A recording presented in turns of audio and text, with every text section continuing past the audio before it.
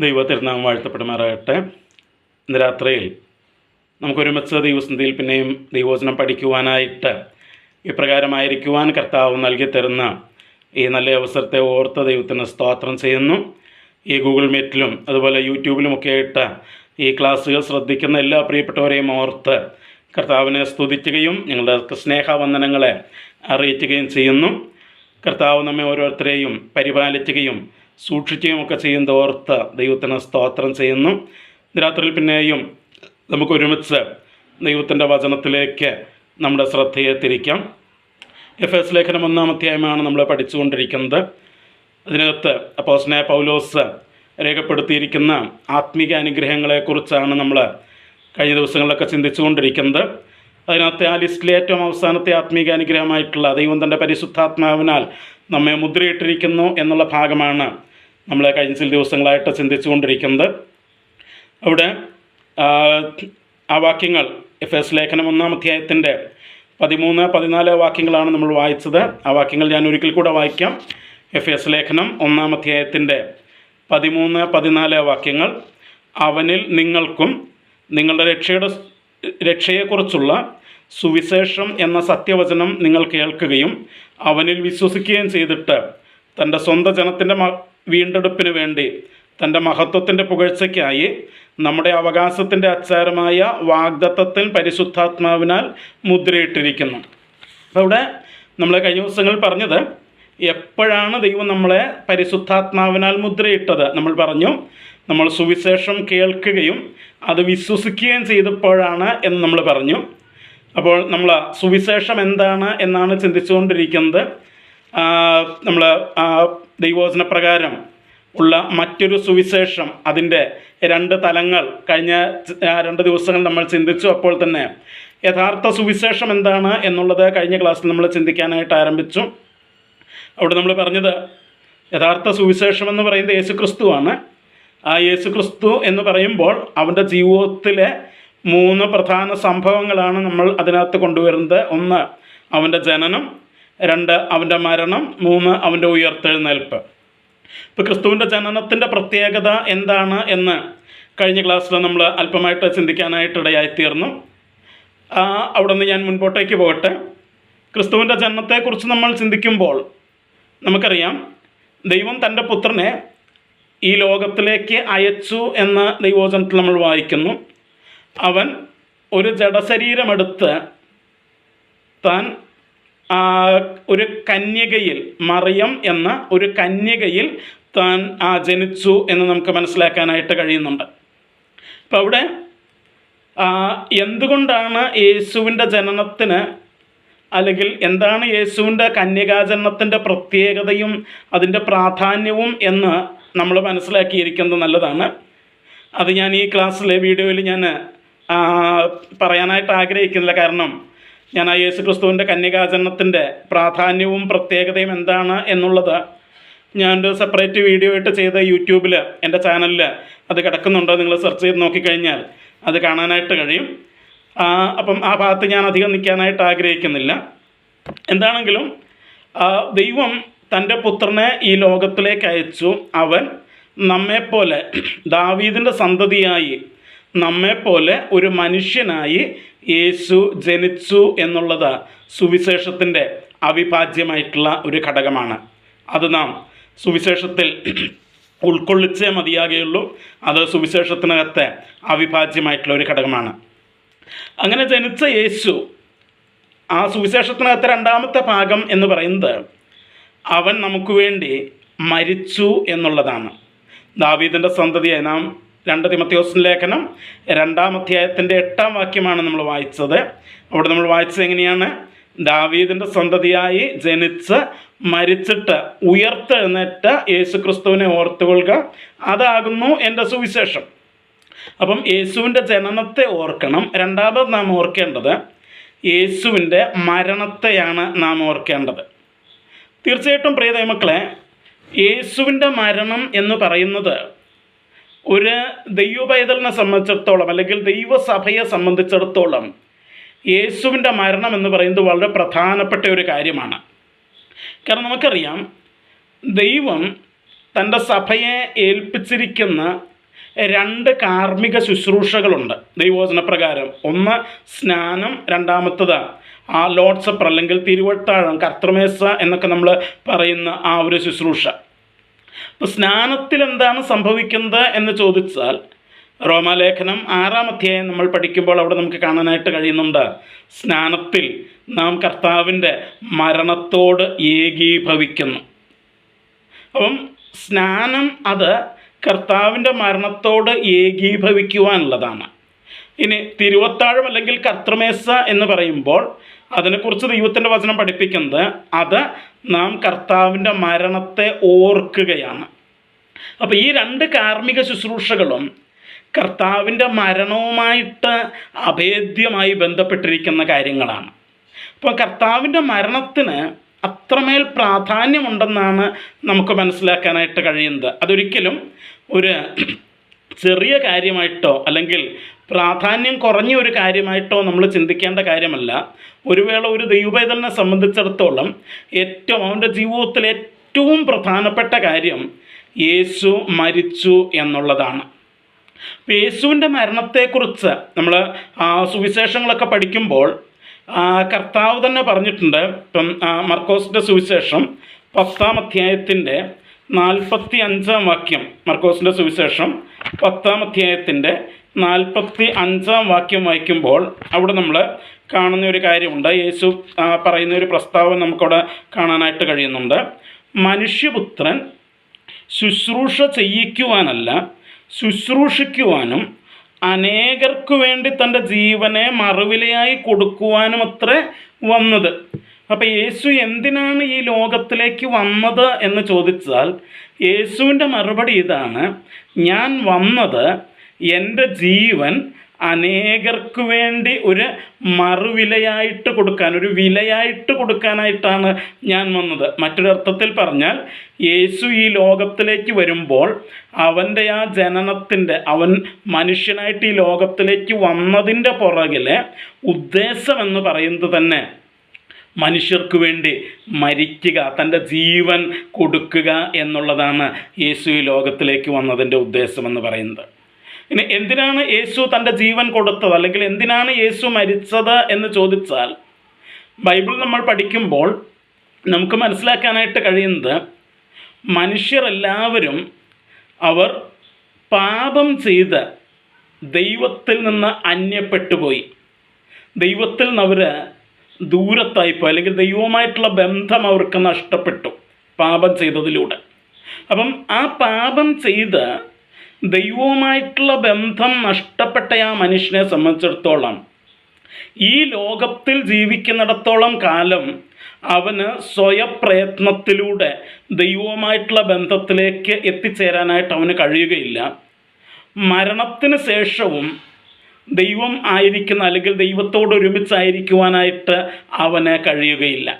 അപ്പം എല്ലാ നിലയിലും ഈ ലോക ജീവിതത്തിലും ഇതിനപ്പുറത്തുള്ള മരണാനന്തര ജീവിതത്തിലും പൂർണ്ണമായിട്ട് ദൈവത്തിൽ നിന്ന് അന്യപ്പെട്ട് ദൈവവുമായിട്ടൊരു ബന്ധവുമില്ലാത്ത രീതിയിൽ ജീവിക്കാനായിട്ട് വിധിക്കപ്പെട്ട, അല്ലെങ്കിൽ ആ രീതിയിൽ ആക്കപ്പെട്ട മനുഷ്യനെ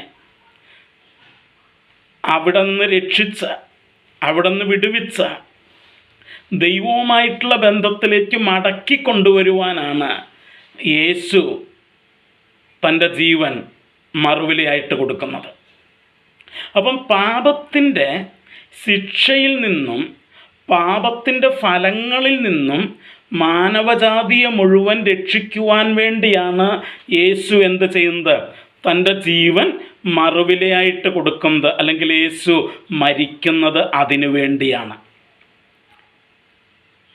അല്ലാതെ യേശുവിൻ്റെ മരണം ഒരിക്കലും ഒരു കൊലപാതകമോ ഒരു ആത്മഹത്യയോ അല്ലെങ്കിൽ ഒരു രക്തസാക്ഷി മരണമോ അതൊന്നുമല്ലായിരുന്നു. യേശുവിൻ്റെ മരണം ഒരു പ്രതിപകരയാഗമായിരുന്നു. എന്ന് വെച്ചാൽ ഞാൻ മരിക്കേണ്ട സ്ഥലത്ത് എനിക്ക് പകരമായിട്ട് യേശു മരിക്കുകയാണ് ചെയ്തത്. അത് നമുക്ക് ഓരോരുത്തർക്കും അങ്ങനെ പറയാനായിട്ട് കഴിയുകയുള്ളൂ. അതാണ് യേശുവിൻ്റെ മരണത്തിൻ്റെ പ്രത്യേകത എന്ന് പറയുന്നത്. അപ്പം യേശു മരിച്ചത് എല്ലാ മനുഷ്യരും പാപം ചെയ്ത് ആ പാപത്തിൻ്റെ ശിക്ഷയായ അല്ലെങ്കിൽ പാപത്തിൻ്റെ ഫലമായ ശിക്ഷയായ ആ പ്രശ്നങ്ങളിലൂടെ പോയിക്കൊണ്ടിരിക്കുന്ന ആ പ്രശ്നത്തിലായിരിക്കുന്ന മനുഷ്യനെ അവിടെ നിന്ന് രക്ഷിക്കാനായിട്ടാണ് യേശു തൻ്റെ ജീവൻ മറുവിലയായിട്ട് കൊടുത്തത്. എന്തുകൊണ്ടാണ് യേശു അങ്ങനെ ജീവൻ മറുവിലയായിട്ട് കൊടുക്കേണ്ടി വന്നത് എന്ന് ചോദിച്ചാൽ, ക്രൂശിൽ നടന്ന ഒരു പ്രത്യേക കാര്യം, ഒരു പ്രത്യേക പ്രവൃത്തി പരിശുദ്ധാത്മാവ് ദൈവവചനത്തിൽ രേഖപ്പെടുത്തിയിട്ടുണ്ട്. അപ്പോസ്തലനായ പൗലോസ് കൊരിന്ത്യർക്ക് എഴുതിയ 2-ാം ലേഖനം, അപ്പോസ്തലനായ പൗലോസ് കൊരിന്ത്യർക്ക് എഴുതിയ 2-ാം ലേഖനം അതിൻ്റെ 5-ാം അധ്യായത്തിലേക്ക് വരുമ്പോൾ, 2 കൊരിന്ത്യ ലേഖനം അതിൻ്റെ 5-ാം അധ്യായത്തിലേക്ക് വരുമ്പോൾ, 5-ാം അധ്യായത്തിൻ്റെ 21-ാം വാക്യത്തിൽ, അവസാനത്തെ വാക്യത്തിൽ നമ്മളിങ്ങനെയാണ് വായിക്കുന്നത്: പാപമറിയാത്തവനെ നാം അവനിൽ ദൈവത്തിൻ്റെ നീതിയാകേണ്ടതിന് അവൻ നമുക്ക് വേണ്ടി പാപമാക്കി തീർത്തു.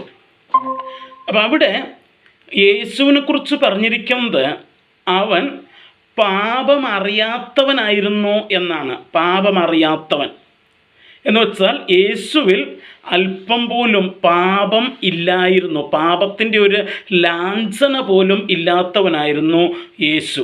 യേശു സമ്പൂർണ്ണ നീതിമാനായിരുന്നു. അവനിൽ നീതി മാത്രമായിരുന്നു ഉണ്ടായിരുന്നത്, പാപം അല്പം പോലും ഇല്ലായിരുന്നു. എന്നാൽ മനുഷ്യനെ സംബന്ധിച്ചിടത്തോളം ദൈവത്തിൻ്റെ വചനം പറയുന്നത് ഒരു വ്യത്യാസവുമില്ല, നീതിമാൻ ആരുമില്ല, ഒരുത്തൻ പോലുമില്ല, എല്ലാവരും പാപം ചെയ്ത് ദൈവ തേജസ് നഷ്ടപ്പെടുത്തി എന്നാണ് പറയുന്നത്. അപ്പം മനുഷ്യനെ സംബന്ധിച്ചിടത്തോളം അവനിൽ ദൈവത്തിൻ്റെ നീതി അല്പം പോലും ഇല്ലായിരുന്നു. കാരണം അവൻ പാപം ചെയ്ത് ദൈവത്തിൻ്റെ നീതി നഷ്ടപ്പെടുത്തിയവനായിരുന്നു. അപ്പം യേശുവിൽ പാപം അല്പം പോലുമില്ല, അവനിൽ ദൈവത്തിൻ്റെ സമ്പൂർണ്ണമായിട്ടുള്ള നീതി വസിക്കുമ്പോൾ മനുഷ്യനിൽ അല്പം പോലും ദൈവത്തിൻ്റെ നീതിയില്ല, അവനിൽ സമ്പൂർണ്ണ പാപമാണ് വസിക്കുന്നത്. എന്നാൽ ക്രൂശിൽ എന്താ സംഭവിച്ചത് എന്ന് ചോദിച്ചാൽ, ദൈവം എന്ത് ചെയ്തു? പാപമറിയാത്ത ആ ക്രിസ്തുവിനെ അവൻ പാപമാക്കി തീർത്തു. എങ്ങനെ? എൻ്റെയും നിങ്ങളുടെയും മേലുണ്ടായിരുന്ന ആ പാപം അത് മുഴുവൻ നമ്മുടെ മേൽ നിന്നെടുത്തിട്ട് അവൻ എന്ത് ചെയ്തു? യേശുവിൻ്റെ മേൽ ഇട്ടു. ഇപ്പം നമ്മുടെ പാപം മുഴുവൻ ആരുടെ മേലാണുള്ളത്? യേശുവിൻ്റെ മേലാണുള്ളത്. എന്നിട്ട് ദൈവം എന്ത് ചെയ്തു? യേശുവിൻ്റെ നീതി അവിടെ നിന്ന് എടുത്തിട്ട് അത് നമ്മുടെ മേലേക്ക് ഇട്ടു. അപ്പം അവിടെ ഒരു എക്സ്ചേഞ്ച് പ്രോഗ്രാമാണ് നടന്നത്, ഒരു എക്സ്ചേഞ്ചാണ് നടന്നത്. നമ്മുടെ പാപമെടുത്ത് യേശുവിൻ്റെ മേലിട്ടിട്ട് യേശുവിൻ്റെ നീതി എടുത്ത് നമ്മുടെ മുകളിലേക്ക് നമ്മെ ധരിപ്പിച്ചു. ഇപ്പം നോക്കുമ്പോൾ നമ്മിൽ പാപമില്ല, നമ്മിൽ സമ്പൂർണ്ണ നീതിയാണ്. പക്ഷെ അത് നമ്മുടെ നീതിയല്ല, യേശുവിൻ്റെ നീതിയാണ്. യേശുവിൽ നോക്കുമ്പോൾ അവനിൽ നീതിയില്ല, അവനിൽ സമ്പൂർണ്ണ പാപമാണ്. പക്ഷേ ആ പാപം അവൻ്റെ പാപമല്ല, അത് നമ്മുടെ പാപമാണ്. അപ്പം പാപം വഹിച്ചുകൊണ്ട് നിൽക്കുന്ന ആ യേശു, അവൻ ആ പാപത്തിൻ്റെ ശിക്ഷ അനുഭവിക്കാൻ ബാധ്യസ്ഥനാണ്. കാരണം ഞാൻ ഇപ്പോൾ എൻ്റെ മേൽ നീതി കിടക്കുന്നത് കൊണ്ട് ഞാൻ ശിക്ഷിക്കപ്പെടാനായിട്ട് പാടില്ല. കാരണം ഞാനിപ്പോൾ നീതിമാനാക്കപ്പെട്ടിരിക്കുകയാണ്. എനിക്ക് പകരം യേശു പാപമായി തീർന്നു. അതാണ് നമ്മളിവിടെ വായിച്ചത്.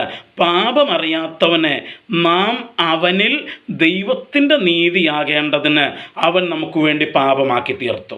അങ്ങനെ സകല മാനവജാതിയുടെയും പാപം ദൈവം എന്ത് ചെയ്തു? യേശുവിൻ്റെ മേൽ ചുമത്തി.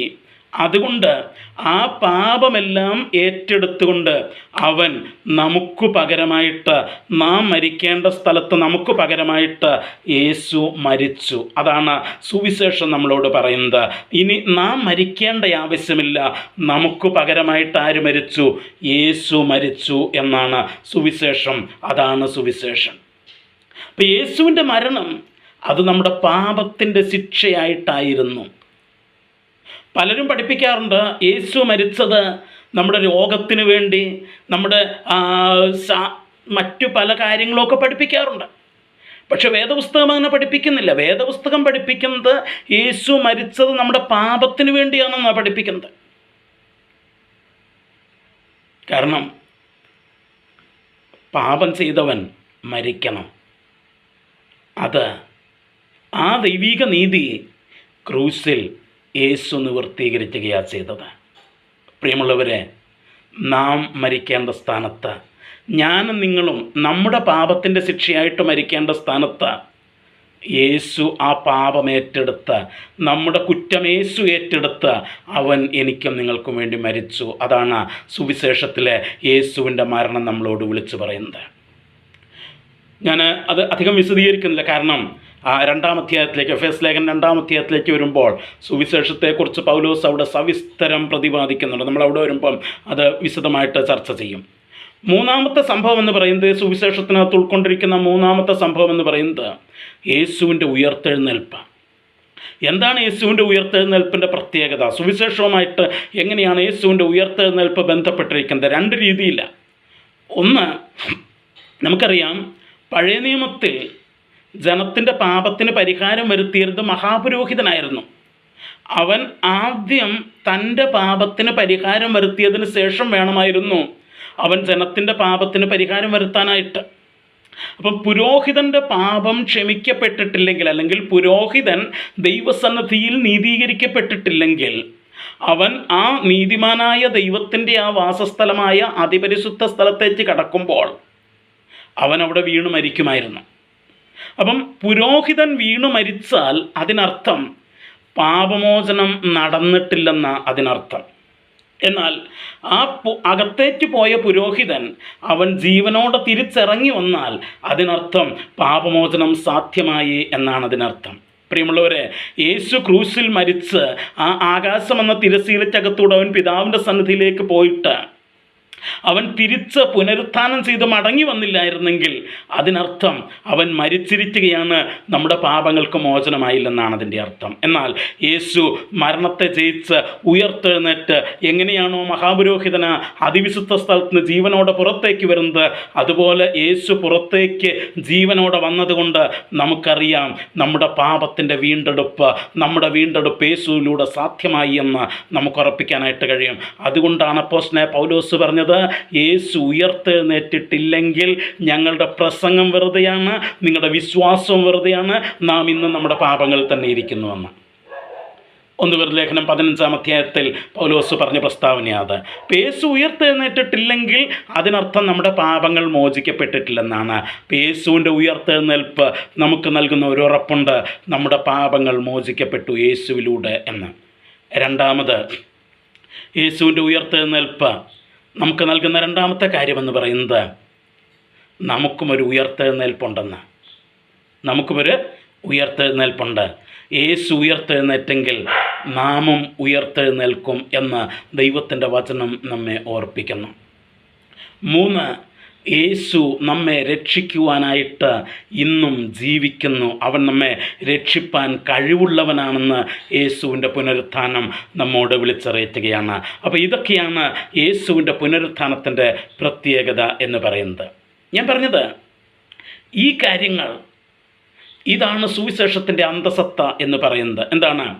നാം എല്ലാവരും പാപികളായി തീർന്നു എന്നും ആ പാപത്തിൽ നിന്ന് നമ്മെ വീണ്ടെടുക്കാനായിട്ട് ദൈവമായിരുന്ന യേശു അവൻ ഒരു മനുഷ്യനായി ഒരു കന്യകയിലൂടെ ഈ ഭൂമിയിൽ ജനിച്ചുവെന്നും അവൻ പാപമില്ലാത്ത ജീവിതം നയിച്ചുവെന്നും അവൻ തൻ്റെ ജീവൻ നമ്മുടെ പാപത്തിൽ നമ്മെ വീണ്ടെടുക്കാനായിട്ട് തൻ്റെ ജീവൻ ഒരു മറുവിലയായിട്ട് നൽകിയെന്നും അതിലൂടെ സകല മാനവജാതിയുടെയും വീണ്ടെടുപ്പ് അവന് സാധിച്ചെന്നും അവൻ ഉയർത്തെഴുന്നേറ്റ് ഇന്നും ജീവിക്കുന്നു എന്നുള്ളതുമാണ് സുവിശേഷം എന്ന് പറയുന്നത്. അതാണ് സത്യസുവിശേഷം. ഇപ്പം എഫേസ്യ ലേഖനത്തിലേക്ക് ഞാൻ മടങ്ങി വരികയാണ്. ഇതാണ് സത്യസുവിശേഷം. ആ സത്യസുവിശേഷത്തെക്കുറിച്ചാണ് എഫേസ്യ ലേഖനത്തിൽ നമ്മൾ വായിച്ചത്. ആ രക്ഷയെക്കുറിച്ചുള്ള സുവിശേഷമെന്ന സത്യവചനം. അത് അവിടെ പറയുന്നു. എഫേസ്യ ലേഖനം 1:13 നമ്മൾ വായിക്കുന്നു, അവനിൽ നിങ്ങൾക്കും നിങ്ങളുടെ രക്ഷയെക്കുറിച്ചുള്ള സുവിശേഷമെന്ന സത്യവചനം നിങ്ങൾ കേൾക്കുകയും അവനിൽ വിശ്വസിക്കുകയും ചെയ്തിട്ട്. അപ്പോൾ ഈ സുവിശേഷം എന്ന സത്യവചനം നിങ്ങൾ കേട്ടു. ആദ്യം അത് സംഭവിക്കണം. സുവിശേഷം കേൾക്കാത്തിടത്ത് ഇതൊന്നും നടക്കില്ല. ഞാൻ കഴിഞ്ഞ ക്ലാസ്സിൽ പറഞ്ഞിരുന്നു, ഒരു പെന്തക്കോസ്ത് പ്രസ്ഥാനത്തിൻ്റെ ഒരു നേതാവ് ദാവീദിനെയും ഗോലിയാത്തിനെയും കുറിച്ച് പ്രസംഗിച്ചിട്ട് രക്ഷിക്കപ്പെടാനായിട്ട് ആളുകളെ വിളിച്ചത്. അത് സംഭവിക്കാൻ പറ്റില്ല, അങ്ങനെ നടക്കില്ല, അങ്ങനെ നടക്കാനായിട്ട് പറ്റില്ല. കാരണം സുവിശേഷം കേൾക്കുന്നിടത്തെ ഇതൊക്കെ നടക്കുകയുള്ളൂ. അപ്പം എഫെസോസിലെ വിശ്വാസികളോട് പൗലോസ് പറയുകയാണ്, നിങ്ങൾ ആദ്യം എന്ത് ചെയ്തു? സുവിശേഷം കേട്ടു. ഞങ്ങൾ നിങ്ങളോട് പ്രസംഗിച്ച സുവിശേഷം നിങ്ങൾ കേട്ടു.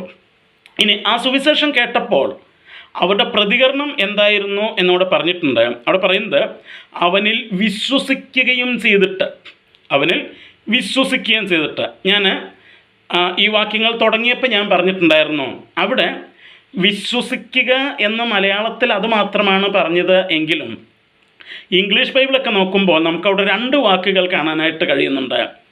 Believed and trusted.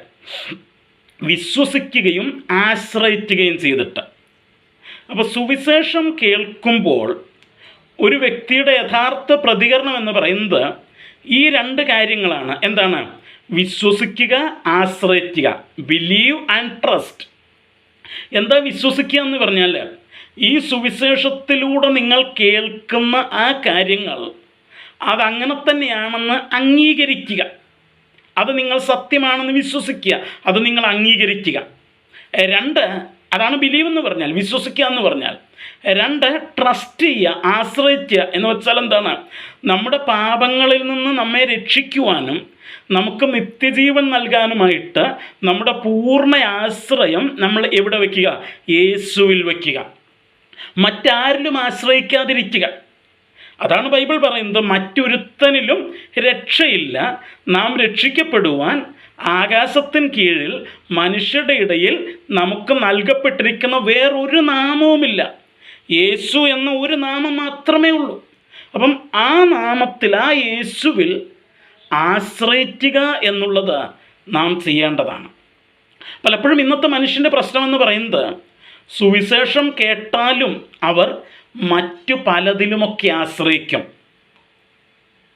സഭയിൽ ആശ്രയിക്കുന്നവരുണ്ട്, പ്രാർത്ഥനകളിൽ ആശ്രയിക്കുന്നവരുണ്ട്, ഉപവാസത്തിൽ ആശ്രയിക്കുന്നവരുണ്ട്, സൽപ്രവൃത്തികളിൽ ആശ്രയിക്കുന്നവരുണ്ട്. അങ്ങനെയൊക്കെ പലതിലും ആശ്രയിക്കുന്ന ആളുകളുണ്ട്. പക്ഷേ അതൊന്നുമല്ല സുവിശേഷത്തോടുള്ള പ്രതികരണം എന്ന് പറയുന്നത് ആശ്രയം പൂർണ്ണമായി യേശുവിൽ വയ്ക്കുക എന്നുള്ളതാണ്. ഇപ്പോൾ എഫെസോസിലുള്ള ഈ ദൈവമക്കൾ അവർ സുവിശേഷം കേട്ടു, അവർ ആ സന്ദേശം വിശ്വസിച്ചു, അവർ യേശുവിൽ ആശ്രയിച്ചു. അതാണ് അവിടെ സംഭവിച്ചത്. അതാണ് 13-ാം വാക്യം പറയുന്നത്, അവനിൽ നിങ്ങൾക്കും നിങ്ങളുടെ രക്ഷയെക്കുറിച്ചുള്ള സുവിശേഷം എന്ന സത്യവചനം നിങ്ങൾ കേൾക്കുകയും, മലയാളത്തിൽ അവനിൽ വിശ്വസിക്കുക എന്ന് മാത്രമേ ഉള്ളൂ, ഇംഗ്ലീഷിൽ അവനിൽ വിശ്വസിക്കുകയും ആശ്രയിക്കുകയും ചെയ്തിട്ട് 14-ാം വാക്യത്തിലേക്ക് വരുമ്പോൾ, തൻ്റെ സ്വന്തം ജനത്തിൻ്റെ വീണ്ടെടുപ്പിന് വേണ്ടി, തൻ്റെ മഹത്വത്തിൻ്റെ പുകഴ്ചയ്ക്കായി നമ്മുടെ അവകാശത്തിൻ്റെ അച്ചാരമായ വാഗ്ദത്തത്തിൻ പരിശുദ്ധാത്മാവിനാൽ മുദ്രയിട്ടിരിക്കുന്നു. അപ്പം വിശ്വസിക്കുകയും ആശ്രയിക്കുകയും ചെയ്തവരെ ദൈവം എന്ത് ചെയ്തിരിക്കുന്നു? മുദ്രയിട്ടിരിക്കുന്നു എന്നാണ് പറയുന്നത്. എങ്ങനെ? തൻ്റെ പരിശുദ്ധാത്മാവിനാൽ, വാഗ്ദത്തത്തിൻ പരിശുദ്ധാത്മാവിനാൽ അവരെ എന്ത് ചെയ്തിരിക്കുന്നു? മുദ്രയിട്ടിരിക്കുന്നു. ഇനി ആ വാഗ്ദത്തത്തിൻ പരിശുദ്ധാത്മാവ് എന്താണ് എന്നോട് പറഞ്ഞിട്ടുണ്ട്. നമ്മുടെ അവകാശത്തിൻ്റെ അച്ചാരമാണ് ആ പരിശുദ്ധാത്മാവ്. നമ്മുടെ അവകാശത്തിൻ്റെ അച്ചാരം എന്ന് പറഞ്ഞാൽ ഏണസ്റ്റ് അല്ലെങ്കിൽ അഡ്വാൻസ് എന്നാണ് അതിൻ്റെ അർത്ഥം. എന്ന് വെച്ചാൽ നമുക്കറിയാം, ഇപ്പോൾ സപ്പോസ് നമ്മളൊരു സ്ഥലം വാങ്ങാനായിട്ട് പോവുകയാണെന്ന് നോക്കിയാൽ, ആ സ്ഥലം നമ്മൾ കണ്ടു, ഇഷ്ടപ്പെട്ടു, ആ വിലയൊക്കെ പറഞ്ഞ് ഉറപ്പിച്ച് കഴിയുമ്പോൾ നമ്മൾ ആദ്യം എന്ത് ചെയ്യും? ഒരു അഡ്വാൻസ് കൊടുക്കും. അതിനാണ് അച്ചാരം എന്ന് പറയുന്നത്. ആ അഡ്വാൻസ് കൊടുത്താൽ അതിൻ്റെ അർത്ഥം എന്താണ്? ഈ അഡ്വാൻസ് തന്നിരിക്കുന്നതിൻ്റെ അർത്ഥം കുറച്ച് കഴിയുമ്പോൾ മുഴുവൻ വിലയും തന്ന് ഞാൻ എന്ത് ചെയ്യും? ഇത് എൻ്റേതായിട്ട് പൂർണ്ണമായിട്ട് ഏറ്റെടുക്കുമെന്നുള്ളതിൻ്റെ ഉറപ്പായിട്ടാണ് അതിൻ്റെ അഡ്വാൻസ് അല്ലെങ്കിൽ അച്ചാരം കൊടുക്കുന്നത്. ദൈവം നമുക്ക് പരിശുദ്ധാത്മാവിനെ തന്നിരിക്കുന്നത് നമ്മുടെ അവകാശത്തിൻ്റെ അഡ്വാൻസായിട്ടാണ്. അപ്പം അതൊരു അഡ്വാൻസ് പേയ്മെൻ്റാണ്. അഡ്വാൻസ് ഒരിക്കലും പൂർണ്ണമായിട്ട് നമ്മൾ കൊടുക്കാറില്ല. പൂർണ്ണമായിട്ട് കൊടുത്താൽ പിന്നെ അത് അഡ്വാൻസ് അല്ല. അഡ്വാൻസ് എപ്പോഴും ഭാഗികമായിട്ടാണ് നമ്മൾ കൊടുക്കുക, കുറച്ചേ കൊടുക്കുകയുള്ളൂ. അപ്പോൾ പരിശുദ്ധാത്മാവ് നമുക്ക് ലഭിച്ചിരിക്കുന്നത് നമ്മളോട് പറയുന്ന ഒരു യാഥാർത്ഥ്യമുണ്ട് മക്കളെ. ഇതൊരു അഡ്വാൻസാണ്, ഇതൊരു ചെറിയൊരു അഡ്വാൻസാണ്. ഇതിൻ്റെ വലുത് എന്ത് ചെയ്യുന്നുണ്ട്? പുറകെ വരുന്നുണ്ട്. എന്താ വരുന്നത്? നാം അവനെപ്പോലെയാകും. അവൻ പ്രത്യക്ഷനാകുമ്പോൾ നാം അവനെ താനിരിക്കുന്നത് പോലെ കാണുന്നത് കൊണ്ട് നാം അവനോട് സദൃശന്മാരാകും. ഇപ്പോൾ ത്രിയേക ദൈവത്തിലെ മൂന്നാമത്തെ വ്യക്തിത്വമായ പരിശുദ്ധാത്മാവ് നമ്മിൽ അധിവസിക്കുന്നു. എന്നാൽ അതിൻ്റെ പൂർണ്ണത എന്ന് പറയുന്നത് നാം ആ യേശുവിനെ പോലെ പൂർണ്ണമായിട്ട് തേജസ്സുള്ളവരായിട്ടായി മാറുക എന്നുള്ളതാണ്. ഇപ്പോൾ തേജസ്സുള്ള പരിശുദ്ധാത്മാവ് നമ്മിൽ വസിക്കുന്നു, അത് അഡ്വാൻസാണ്. അതിൻ്റെ പൂർണ്ണത എന്ന് പറയുന്നത് നാം തേജസ്സുള്ളവരായിട്ട് മാറ്റപ്പെടുമെന്നുള്ളതാണ് അതിൻ്റെ പൂർണ്ണത എന്ന് പറയുന്നത്. അതിൻ്റെ അഡ്വാൻസായിട്ടാണ്, അതിൻ്റെ ഉറപ്പായിട്ടാണ് ദൈവം നമുക്ക് എന്ത് തന്നിരിക്കുന്നത്? പരിശുദ്ധാത്മാവിനെ തന്നിരിക്കുന്നത്. പ്രിയമുള്ളവരെ, പരിശുദ്ധാത്മാവ് നാം പ്രാപിച്ചു എന്ന് പറയുമ്പോൾ ആ പരിശുദ്ധാത്മാവ് നമ്മോട് പറയുന്ന ഏറ്റവും വലിയൊരു കാര്യം ഇതാണ്: ആ തേജസ് പിൻവരുന്നുണ്ട്, തേജസ് പുറകെ വരുന്നുണ്ട്. അപ്പോൾ അവിടെ പറഞ്ഞു, തൻ്റെ സ്വന്തം ജനത്തിൻ്റെ വീണ്ടെടുപ്പിന് വേണ്ടി, തൻ്റെ മഹത്വത്തിൻ്റെ പുകഴ്ചയ്ക്കായി നമ്മുടെ അവകാശത്തിൻ്റെ അച്ചാരമായ വാഗ്ദത്തത്തിൻ പരിശുദ്ധാത്മാവിനാൽ നമ്മെ മുദ്രയിട്ടിരിക്കുന്നു. എന്തിനാണ് മുദ്രയിട്ടത്? തൻ്റെ മഹത്വത്തിൻ്റെ പുകഴ്ചയ്ക്കായിട്ട്. ആരുടെ? ദൈവത്തിൻ്റെ മഹത്വത്തിൻ്റെ പുകഴ്ചയ്ക്കായിട്ട്. ഈ പാസേജ് നമ്മൾ പഠിച്ചപ്പോൾ 4 മുതൽ 14 വരെയുള്ള ഈ ആത്മീക അനുഗ്രഹങ്ങളെക്കുറിച്ച് നമ്മൾ പഠിച്ചപ്പോൾ 3 സ്ഥലത്ത് ആ പ്രസ്താവന നമ്മൾ വായിക്കുന്നുണ്ട്. തൻ്റെ മഹത്വത്തിൻ്റെ പുകഴ്ചയ്ക്കായി എന്നുള്ളത്. എന്നുവെച്ചാൽ എന്താണ് അവിടെ ഉദ്ദേശിക്കുന്നത്? ദൈവം ഈ ആത്മീക അനുഗ്രഹങ്ങളൊക്കെ നമുക്ക് തന്നിരിക്കുന്നത് നമ്മുടെ പുകഴ്ചയ്ക്ക് വേണ്ടിയല്ല, അത് അവൻ്റെ മഹത്വത്തിൻ്റെ പുകഴ്ചയ്ക്കായിട്ടാണ്. പരിശുദ്ധാത്മാവിനെ തന്നതുപോലും നമ്മുടെ പുകഴ്ചയ്ക്കായിട്ടല്ല, അവൻ്റെ മഹത്വത്തിൻ്റെ പുകഴ്ചയ്ക്കായിട്ടാണ് ഈ ദൈവം നമുക്ക് പരിശുദ്ധാത്മാവിനെ തന്നിരിക്കുന്നത്. ഇന്ന് പലപ്പോഴും നമ്മുടെയൊക്കെ സഭകളിൽ നടക്കുന്നത് പരിശുദ്ധാത്മാവിനെ വച്ച് നമ്മുടെ പുകഴ്ചയാണ് നമ്മൾ ഉണ്ടാക്കിയെടുക്കുന്നത്, അല്ലേ? ആണ്. ഇപ്പോൾ നമ്മുടെയൊക്കെ ഇടയിലുള്ള ഒരു പ്രശ്നം എന്താ വെച്ച് കഴിഞ്ഞാൽ, എന്താണ്, സഭയിൽ ഏറ്റവും കൂടുതൽ അന്യഭാഷ പറയുന്നവനാണ് ഏറ്റവും വലിയ ആത്മീകൻ എന്നാണ് നമ്മൾ ചിന്തിക്കുക. ആരെങ്കിലും അന്യഭാഷ പറയാതൊക്കെ ഇരുന്ന് കഴിഞ്ഞാൽ അവൻ പിന്മാറ്റക്കാരനാണെന്നാണ് പറയുന്നത്. അതിനെപ്പറ്റിയൊക്കെ എത്ര പേര് അങ്ങനെ പറഞ്ഞിട്ടുണ്ടെന്നറിയാം. അവിടെ അപ്പോൾ ഞാൻ പറഞ്ഞത്, അപ്പോൾ നമ്മളെന്തോ ചെയ്യുന്നു വെച്ച് കഴിഞ്ഞാൽ, നമ്മൾ ആത്മീകരാന്ന് കാണിക്കാൻ വേണ്ടിയിട്ട് നമ്മളെന്ത് ചെയ്യും? പരിശുദ്ധാത്മാവിൻ്റെ എന്തൊക്കെയോ പ്രകടനങ്ങളൊക്കെ നമ്മൾ കാണിച്ചു കൂട്ടും. അതാർക്ക് വേണ്ടിയിട്ടാണ്? നമ്മുടെ മഹത്വത്തിന് വേണ്ടിയിട്ടാണ്, നമ്മുടെ പുകഴ്ചയ്ക്ക് വേണ്ടിയിട്ടാണ്. പക്ഷെ മറക്കരുത്, ദൈവം നമുക്ക് പരിശുദ്ധാത്മാവിനെ തന്നിരിക്കുന്നത് അവൻ്റെ മഹത്വത്തിൻ്റെ പുകഴ്ചയ്ക്കായിട്ടാണ്. എന്ന് വെച്ചാൽ നമുക്ക് പുകഴാനായിട്ടൊന്നുമില്ല, നമുക്ക് പുകഴാനായിട്ട് ഒന്നുമില്ല. എന്താ കാര്യം? കാരണം ഈ പരിശുദ്ധാത്മാവ് അവൻ ഒരച്ചാരമായിട്ട്, ഒരു അഡ്വാൻസായിട്ടാണ് തന്നിരിക്കുന്നത്. എന്തിൻ്റെ? പിൻവരുന്ന തേജസ്സിൻ്റെ. ആ തേജസ് നമുക്ക് ലഭിക്കാനായിട്ട് എനിക്കും നിങ്ങൾക്കും എന്തെങ്കിലും യോഗ്യതയുണ്ടോ? ഇല്ല, നമുക്കൊരു യോഗ്യതയുമില്ല. പിന്നെ നമുക്ക് എങ്ങനെ കിട്ടി? സുവിശേഷം നമ്മൾ കേട്ടു. സുവിശേഷം കേട്ട് സുവിശേഷത്തിൽ വിശ്വസിക്കുകയും യേശുവിൽ ആശ്രയിക്കുകയും ചെയ്തതുകൊണ്ട് മാത്രമാണ് നമുക്കത് കിട്ടിയത്. അതിന് കൊടുക്കേണ്ട മുഴുവൻ വിലയും കൊടുത്തത് ആരാ? ദൈവമാണ് കൊടുത്തത്. നമ്മളൊന്നും ചെയ്തിട്ടില്ല. അപ്പോൾ പരിശുദ്ധാത്മാവ് നമ്മുടെ ഉള്ളിൽ വസിക്കുന്നു എന്ന് പറയുമ്പോൾ നമ്മൾ മറക്കരുത്, എന്താണ്? ദൈവത്തിൻ്റെ മഹത്വത്തിനായിട്ടാണ്. ഞാൻ ഈ ഭാഗത്തിൻ്റെ ആദ്യത്തെ ക്ലാസ്സിൽ ഞാൻ പറഞ്ഞു, അവൻ നമ്മെ പരിശുദ്ധാത്മാവിനാൽ മുദ്രയിട്ടിരിക്കുന്നെന്നാണ് പറയുന്നത്. മുദ്ര എന്ന് പറയുന്നത് ഇറ്റ് ഈസ് ഓണർഷിപ്പ്. അത് നമ്മുടെ ഉടമസ്ഥൻ ദൈവമാണെന്ന് തെളിയിക്കുന്നത്. അത് അപ്പോൾ നമ്മുടെ ഉടമസ്ഥൻ ദൈവമാണെങ്കിൽ അന്ന് ഞാൻ പറഞ്ഞിരുന്നു, നാം ജീവിക്കുന്നത് അവനെ മഹത്വപ്പെടുത്താനായിട്ടായിരിക്കണം, അവന് വേണ്ടിയായിരിക്കണം നാം ജീവിക്കുന്നത്, അവനെ മഹത്വപ്പെടുത്താനായിട്ടായിരിക്കണം നാം ജീവിക്കുന്നത്. കാരണം നമുക്കിതിനൊന്നും ഒരു യോഗ്യതയുമില്ലായിരുന്നു.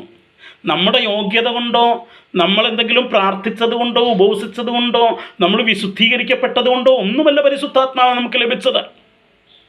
ഇന്ന് പലപ്പോഴും ആളുകൾ പ്രസംഗിക്കുന്നതും പഠിപ്പിക്കുകയും ചെയ്യുന്നത് പരിശുദ്ധാത്മാവും ലഭിക്കാനായിട്ട് നമ്മൾ എന്തൊക്കെയൊക്കെ ചെയ്യണമെന്ന്. നോ, ബൈബിൾ ഒരിടത്തും അങ്ങനെ പറയുന്നില്ല.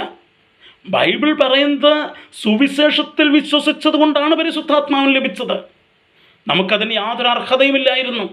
പിന്നെ അതിലെങ്ങനെ മഹത്വപ്പെടാനായിട്ട് നമുക്ക് കഴിയും? ഒരിക്കലും കഴിയില്ല. നമുക്ക് കഴിയുന്നത് ദൈവത്തെ മഹത്വപ്പെടുത്താൻ മാത്രമേ കഴിയുകയുള്ളൂ. ദൈവത്തിൻ്റെ മഹത്വം, ദൈവം എന്നെ സ്നേഹിച്ചതുകൊണ്ട്, ദൈവം തൻ്റെ പുത്രനെ ഈ ലോകത്തിലേക്ക് അയച്ചതുകൊണ്ട്, യേശു എൻ്റെ പാപത്തിന് വേണ്ടി മരിച്ചതുകൊണ്ട്, യേശു തൻ്റെ ജീവൻ എനിക്ക് വേണ്ടി മറുവിലയായി നൽകിയതുകൊണ്ട് മാത്രം എനിക്ക് ലഭിച്ചിരിക്കുന്ന ആത്മീയ അനുഗ്രഹങ്ങളാണിത് മുഴുവൻ. അത് എൻ്റെ മഹത്വത്തിന് വേണ്ടിയല്ല, ദൈവത്തിൻ്റെ മഹത്വത്തിന് വേണ്ടിയാണ്. പ്രിയമുള്ളവരെ, അപ്പോസ്തലനായ പൗലോസ് ഈ ആത്മീക അനുഗ്രഹങ്ങൾ ലിസ്റ്റ് ഔട്ട് ചെയ്യുന്നത് നമുക്കിതുണ്ടെന്ന് പറഞ്ഞ് നമ്മളെന്തോ വലിയ പുള്ളികളാണ് എന്ന് ഭാവിച്ച് മറ്റുള്ളവരുടെ മേൽ കയറാനല്ല. പിന്നെയോ, എനിക്കിതൊന്നും അർഹതയില്ലായിരുന്നെന്നും സുവിശേഷത്താലാണ് എനിക്കിതൊക്കെ കിട്ടിയതെന്നുമുള്ള ബോധ്യത്തോടുകൂടെ ദൈവത്തെ മഹത്വപ്പെടുത്തുന്നവരായി തീരാനാണ് പൗലോസ് ഇതിലൂടെയൊക്കെ നമ്മെ പ്രബോധിപ്പിക്കുന്നത്. മറ്റുള്ളവരെയും ഒരുപോലെ കാണാനായിട്ട് നമ്മൾ താഴേക്ക് വരുമ്പോൾ നമ്മൾ പഠിക്കും. ആ യൂണിറ്റി, ഐക്യത, സഭയിൽ പരിശുദ്ധാത്മാവ് ഉദ്ദേശിക്കുന്ന ഐക്യത എന്താണെന്നൊക്കെ താഴേക്ക് വരുമ്പോൾ നമ്മൾ പഠിക്കും. അതിനുവേണ്ടി ആ ദൈവം ഇതെല്ലാം നമുക്ക് നൽകിയിരിക്കുന്നത്. പ്രിയമുള്ളവരെ, ഞാൻ ഇവിടെ അവസാനിപ്പിക്കട്ടെ. ദൈവം നമുക്ക് നൽകിയിരിക്കുന്ന ഈ ആത്മീക അനുഗ്രഹങ്ങൾ അതെല്ലാം ദൈവത്തിൻ്റെ നാമത്തിൻ്റെ മഹത്വത്തിന് വേണ്ടിയാണ്. അത് ലഭിക്കാനായിട്ട് എനിക്കും നിങ്ങൾക്കും യാതൊരു യോഗ്യതയുമില്ലായിരുന്നു. സുവിശേഷത്തിലൂടെ മാത്രം, ഓൺലി ത്രൂ ഗോസ്പൽ, നാം സുവിശേഷം കേട്ടതുകൊണ്ട്, നാം സുവിശേഷത്തിൽ വിശ്വസിച്ചതുകൊണ്ട്, നാം യേശുവിൽ ആശ്രയിച്ചതുകൊണ്ട് മാത്രം നമുക്ക് കിട്ടിയ അനുഗ്രഹങ്ങളാണ് ഈ ലിസ്റ്റ് ഔട്ട് ചെയ്തിരിക്കുന്ന അനുഗ്രഹങ്ങൾ മുഴുവൻ. അതിൻ്റെ എല്ലാം ആത്യന്തികമായിട്ടുള്ള ലക്ഷ്യം ദൈവത്തിൻ്റെ മഹത്വത്തിൻ്റെ പുകഴ്ചയ്ക്കായിട്ടാണ്. ദൈവത്തിൻ്റെ മഹത്വത്തിന് വേണ്ടിയാണ് ദൈവം ഇതൊക്കെ ചെയ്തിരിക്കുന്നത്. Not for you and me, നിങ്ങൾക്കും എനിക്കും വേണ്ടിയല്ല, ബട്ട് ഫോർ ഗോഡ്, ദൈവത്തിന് വേണ്ടിയാണ് അവനിതൊക്കെ ചെയ്തിരിക്കുന്നത്. മറക്കരുത് പ്രിയമുള്ളവരെ. അതുകൊണ്ടാണ് 1-ാം അധ്യായത്തിൻ്റെ 3-ാം വാക്യത്തിൽ ഈ ചർച്ച ആരംഭിക്കുന്നിടത്ത് അപ്പോസ്തലനായ പൗലോസ് പറഞ്ഞത്, ആ വാക്യം ഒന്നുകൂടെ ഞാൻ വായിക്കാം.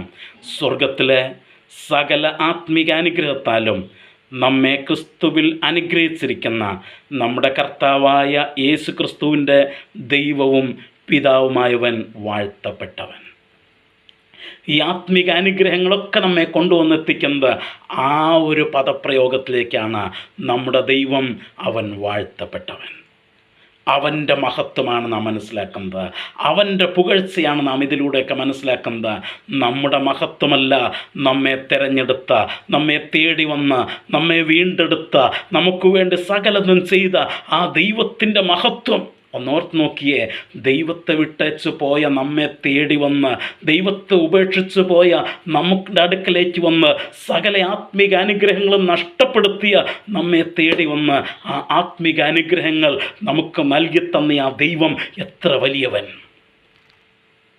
കർത്താവ് ലൂക്കോസിൻ്റെ സുവിശേഷം 15-ാം അധ്യായത്തിൽ ആ 2 മക്കളുടെ ഉപമ പറഞ്ഞപ്പോൾ, ഇളയവൻ അവൻ സകലതും നശിപ്പിച്ചിട്ട് തിരിച്ച് പിതാവിൻ്റെ അടുക്കൽ വന്നപ്പോൾ അവൻ നശിപ്പിച്ച സകലതും അവന് സൗജന്യമായിട്ട് തിരിച്ചു കൊടുത്ത പിതാവ്.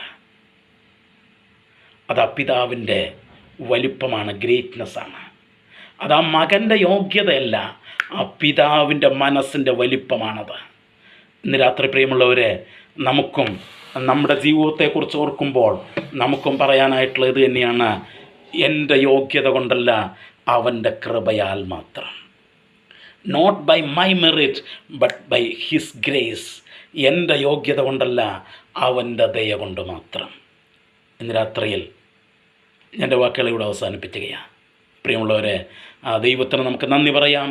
നമ്മെ വീണ്ടെടുത്ത, നമ്മെ ആത്മീക അനുഗ്രഹങ്ങളാൽ അനുഗ്രഹിച്ച ആ ദൈവത്തിന് നമുക്ക് നന്ദി പറയാം. അതിനായി ദൈവം നമ്മെ സഹായിക്കട്ടെ. ഈ ദൈവവചനങ്ങളാൽ ദൈവം നമ്മെ അനുഗ്രഹിക്കട്ടെ.